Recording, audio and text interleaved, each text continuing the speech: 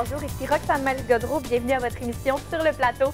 Aujourd'hui à l'émission, on reçoit Ariane Bourbeau qui nous parlera du défi de mettre sur pied une comédie musicale au niveau collégial. Annabelle Régnier qui nous présentera le studio de danse Funky Star. Samuel Hobbs qui dressera le portrait d'un acteur montréalais en ascension. Brittany Blouin qui nous parlera de l'événement mode du Cégep de Jonquière Ataraxia. Lily-May Fournier qui nous présentera les défis derrière la production de Casse-Noisette du Prisme culturel. Et nous recevons tout d'abord Ève Leblond qui nous présentera le festival Regard. Bonjour Ève. Bonjour, ça va bien? Oui, toi? Ça va très bien, merci. Donc, en mars prochain, la ville de Saguenay accueillera le festival du court-métrage Regard. Quel est le concept de cet événement? Le concept de cet événement, qui en est à sa 28e édition d'ailleurs, c'est qu'il s'agit du plus grand festival en court-métrage en Amérique du Nord, mais encore, il a été créé ici même à Chicoutimi en 1996 et y est resté. C'est quand même assez surprenant.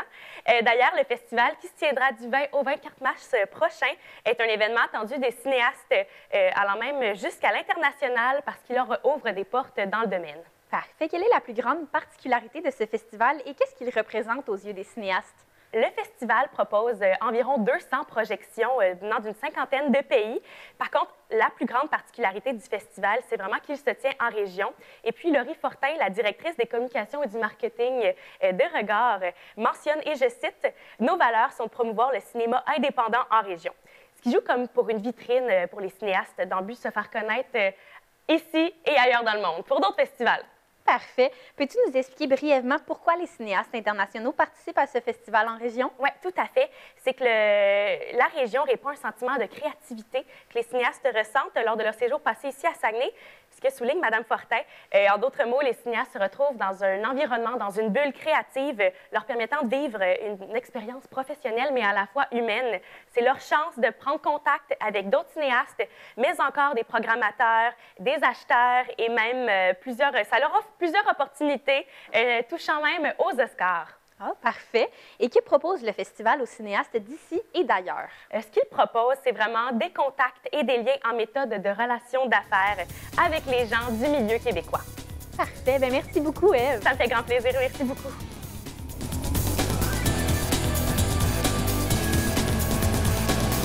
J'accueille maintenant Lily-May Fournier qui nous parlera des défis derrière la production de Casse-Noisette du Prisme culturel. Bonjour Lily-May. Bonjour Roxane, ça va bien? Oui, toi? Oui, merci. Donc, pourrais-tu nous expliquer brièvement ce qu'est le ballet Casse-Noisette du Prisme culturel? Oui, absolument. Le ballet Casse-Noisette du Prisme culturel est une tradition régionale depuis plus de 25 ans ici au Saguenay-Lac-Saint-Jean. Celui-ci compte en moyenne une centaine de danseurs en plus de l'équipe de production et de régie. Celui-ci nous transporte à travers le monde de Clara ainsi que ses nombreux royaumes, notamment celui des bonbons. Parfait. Quels sont les principaux défis du Prisme culturel face à cette production? Selon Annie-Pierre Fortin, la coordonnatrice au Prisme culturel, le financement aurait été le principal défi, étant donné que la plupart de leurs commanditaires réguliers ne pouvaient plus les financer par manque de fonds à la suite de la COVID-19. De plus, reconstituer l'équipe de production aurait été très difficile car, encore une fois, à la suite de la COVID-19, la plupart de ses membres auraient quitté le monde du spectacle. Parfait. Donc, la COVID-19 aurait quand même mené à plusieurs changements dans la production. Oui, en effet, la COVID-19 a chamboulé de nombreux aspects de la production originale. Selon Mme Fortin, la planification tardive du Prisme culturel les aurait forcés cette année à présenter une version abrégée de la production originale. De plus, elle cite vouloir minimiser les impacts sur ses danseurs, étant donné que la production originale nécessite de nombreuses répétitions de fin de semaine et que la plupart des danseurs maintenant ont un emploi étudiant. Absolument. Est-ce que malgré tout, le Prisme culturel compte faire revenir la production entière? Oui, c'est un projet que le Prisme culturel voudrait atteindre dans les prochaines années, mais assez bientôt. Parfait. Est-ce qu'on sait un peu l'expérience des danseurs dans tout cela? J'imagine que ça doit être assez difficile pour eux. Oui, j'ai pu m'entretenir avec une danseuse du programme Sport-Art-Études du Prisme culturel, Heidi Fortin. Celle-ci m'a mentionné que ça a été très difficile de ne pas pouvoir danser dans le Casse-Noisette durant 2 ans, car c'était un objectif qu'elle voulait atteindre et un moment sur scène pour démontrer sa passion devant un public. Par contre, elle dit que se remettre dans le bateau des répétitions qui sont assez difficiles, c'est pas facile, c'est assez difficile, mais elle mentionne qu'elle est très, très heureuse de pouvoir être dans l'édition de cette année. Bien, merci beaucoup, Lily-May. Merci beaucoup.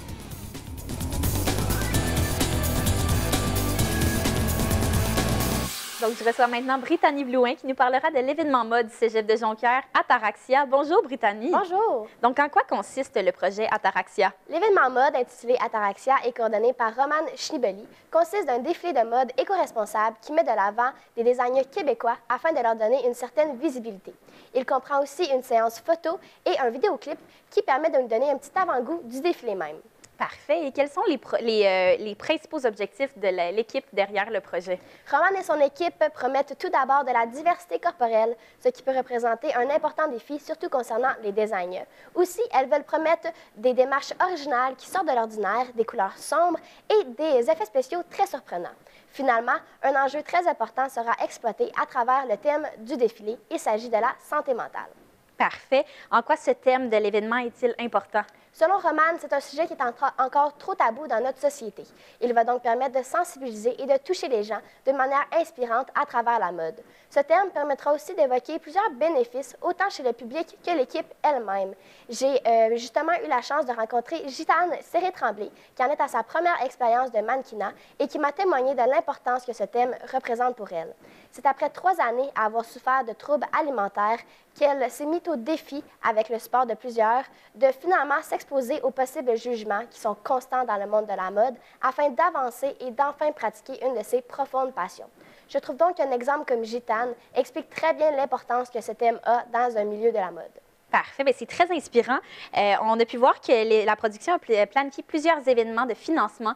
Que feront-ils avec ces profits récoltés? Oui, l'entièreté des profits ira à l'Escale, un organisme communautaire qui donne des ressources de psychologie aux jeunes. Parfait. Et quand aura lieu cet événement? Roman et son équipe classent la glace avec l'événement d'envergure qui se déroulera le 26 janvier 2024. Merci, Brittany. Merci.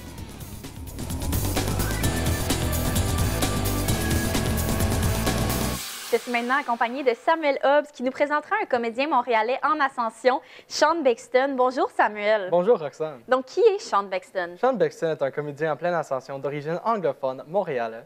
Il a résidé à Montréal pendant 12 ans. Cependant, à ses 12 ans, il a déménagé en Californie du Sud avec le reste de sa famille. Parfait. Quel est son parcours un peu? Sean Bexton a eu un parcours pas mal atypique. Il a commencé par allant à l'université pour poursuivre des études en musique, puisqu'il jouait du violoncelle depuis un très jeune âge. Et c'est là où il a commencé à faire du théâtre. Cependant, après son université, il a décidé de poursuivre des cours de cuisine pour devenir cuisinier. Et c'est ça qu'il a fait pendant plusieurs années avant de devenir un comédien à temps plein. Donc, il est tombé en amour avec le acting pendant ces années-là. Il a commencé à tomber en amour avec l'acting, mais ce n'était pas vraiment ce qu'il voulait faire. Parfait, c'est bon. Le cinéma est quand même un milieu assez complexe. Est-ce qu'il gagne sa vie de son art? Au début, il n'a pas gagné son vie de son art, puisqu'il faisait des productions de plus bonne qualité qui payaient moins cher. Avant, je me faisais payer rien, mais ces temps-ci, je suis capable de vivre de mon métier, il m'a dit. Alors maintenant, il joue dans des productions de plus haute qualité et il se fait payer de plus en plus cher. Et maintenant, il est capable de survivre de son métier à temps plein. Parfait. Finalement, est-ce qu'il y a un long métrage ou un court métrage où on peut apercevoir l'acteur montréalais?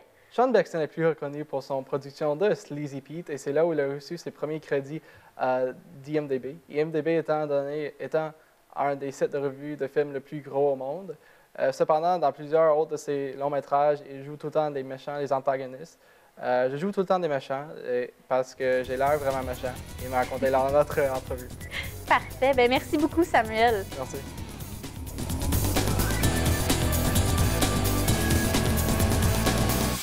Donc, j'accueille maintenant Annabelle Régnier qui nous parlera de la saison de compétition du studio de danse Funky Star. Bonjour, Annabelle. Allô, Roxane. Comment ça va? Bien, toi? Parfait, ça va super bien. Qu'est-ce que c'est le studio Funky Star? Oui, donc le studio Funky Star, c'est un studio qui opère depuis maintenant 15 ans cette année. Et puis, selon la jeune danseuse que j'ai pu interviewer, il remporte plusieurs prix et bourses. Donc, ça fait que le studio, c'est un des plus réputés ici au Saguenay. Et puis, ils ont un studio ici à Chicoutimi et un à Jonquière. Parfait. Qu'est-ce qu'ils font pour se préparer à leur compétition? Donc, pour se préparer aux compétitions, d'abord, il faut auditionner pour faire partie d'une troupe. Et lorsqu'ils sont sélectionnés, c'est ensuite que là, les danseurs vont commencer tout de suite à se préparer pour leur compétition qui commence plus tard vers le mois d'avril. Et il faut également que tous les jeunes mettent plusieurs heures séparément pour bien préparer leurs mouvements et bien... Absolument. Comment les danseurs font-ils pour gérer le stress avant de monter sur scène? Oui, donc moi, j'ai pu interviewer Maya Lejosset, qui est danseuse là-bas, et elle m'a dit, et je cite, « Souvent, c'est de l'angoisse par rapport à ma performance et non la peur qu'une autre équipe nous batte. Pour contrer ce stress, j'essaie juste de me rappeler que je connais ma chorégraphie, que ça fait 6 mois que je l'apprends et que je suis prête. » Absolument, c'est super bien dit. Quelles compétitions feront-ils en 2024? Oui, donc le studio aura la chance de faire plusieurs grandes compétitions cette année, dont Hit the Floor, Représente et Bravissimo, qui est une compétition ici à Jonquière. Parfait, mais on a très hâte de voir ça. Est-ce que les athlètes performent à un autre moment que lors des compétitions? Oui, donc ils ont la chance de pouvoir offrir un spectacle pour leurs parents et leurs amis. Donc cette année, puisque c'est les 15 ans du studio, ils ont décidé de louer une plus grosse salle qui est le théâtre municipal de la Baie. Et puis, ils ont décidé de faire 2 représentations, donc une pour les 3 à 9 ans, parce qu'il y a aussi des groupes juste récréatifs, donc un pour les 3 à 9 ans, et un spectacle pour les troupes récréatives et compétitives de 10 ans et plus. Parfait, bien, on a vraiment hâte de voir ça. Merci beaucoup, Annabelle. Merci, Roxane.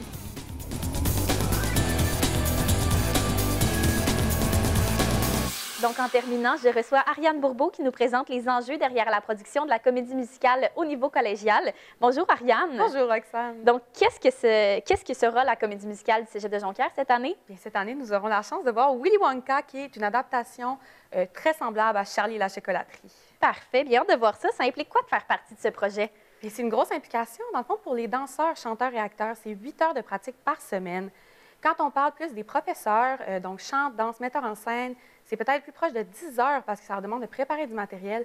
Au niveau de la régie, tout ce qui est autour de tout ça, bien là, on parle d'une implication un petit peu plus petite, mais ils sont présents tout le long des dernières semaines et évidemment au spectacle. Parfait, donc c'est quand même beaucoup. Pourquoi retrouve-t-on si peu de comédie musicale dans les cégeps? Bien, comme je viens de le nommer, c'est une très grande implication et surtout, ça mobilise un nombre de personnes assez impressionnant. Donc, on parle ici entre 90 et 100 personnes juste tout au long de l'année quand on prépare la comédie. Et je dirais une vingtaine de bénévoles qui vont s'ajouter à ce grand nombre-là pendant le spectacle. Parfait. Quels sont les défis qui compliquent la réalisation d'un tel projet? Écoute, la liste est longue, donc je vais me limiter au plus grand.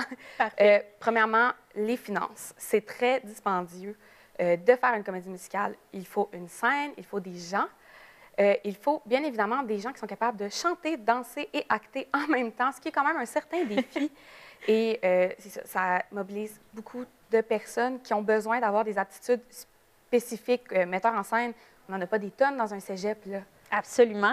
C'est quoi le défi, tu dirais, le plus difficile à surmonter par rapport à cette production? J'ai eu la chance de m'entretenir avec Ève Despatie, la metteuse en scène de la comédie musicale du Cégep de Jonquière cette année. Et elle m'a dit que le plus gros défi, c'est les finances. Donc, on parle ici d'un budget de 15 000 $ qui a été accordé à la comédie musicale cette année quand même. Parfait. Et quand sera cette comédie musicale? Bien, cette année, elle se déroule le 16 et 17 février. On a 3 représentations à la salle François Brassard du Cégep de Jonquière. Bien, parfait. Merci beaucoup, Ariane. Merci à toi. Donc, c'est ce qui conclut notre émission d'aujourd'hui. Merci à nos 6 journalistes, Ève Leblond, Lily-May Fournier, Brittany Blouin, Samuel Hobbs, Annabelle Régnier et Ariane Bourbeau. Merci à vous, chers téléspectateurs à la maison, et à une prochaine fois en ondes de Sur le plateau pour une autre chronique culturelle.